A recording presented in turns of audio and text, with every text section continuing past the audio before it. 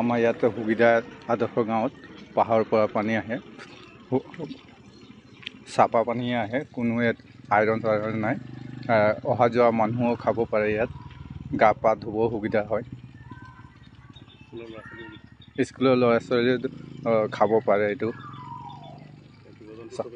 জীৱ জন্তুও খায়, সুবিধা পায় ইয়াত খাবৰ কাৰণে। 24 ঘণ্টাই পানী আহিয়ে থাকে। 24 ঘণ্টা গাঁৱৰ মানুহ লৈ যায়, খাব লৈ যায়। এইটো আমাৰ নোচাই বুলি পাহাৰৰ পৰা আহে। পাহাৰৰ পৰা ৰাইজৰ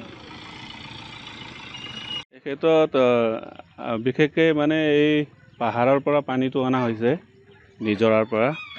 এই মহন্ত ফাৰ্মাত আনিছিলে, তেওঁলোকৰ লগত কথা পাতি আগৰ প্ৰধান শিক্ষক মহোদয় মানে আনিলে ইয়াত কানেক্ট কৰি পাইপেদি।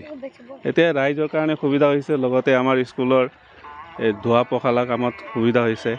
এনেই স্কুলততো পানী আছে, কিন্তু এইটো ধোৱা পখালা কৰাৰ কাৰণে ভাল সুবিধা হৈছে। আৰু ৰাইজেতো বহুত মানুহে ইয়াৰ পৰা মানে গাড়ীয়ে মানুহ যায়, ইয়াৰ পৰা পানীত লৈ যায় বটলত ভৰাই। তেওঁলোকৰ কাৰণেও সুবিধা হৈছে। সেইখিনিয়ে আৰু হয়, সেইটো হয়। অৱশ্যে নজনা বা প্ৰথম দেখাজনেই মানে কৌতূহলৰ সৃষ্টি হৈছে, ওলাই আছে। মানুহেতো খায়েই আছে, ইয়াৰ ওচৰে পাঁজৰে মানুহ ঘৰেবিলাকে নি খাইছে। আৰু এই যিসকলে বটলত পানী ভৰাই সিহঁতেও নিশ্চয় খাই আছে। যিকোনো খবৰৰ বাবে যোগাযোগ কৰক 9181 307 221 আমাৰ এই নম্বৰত।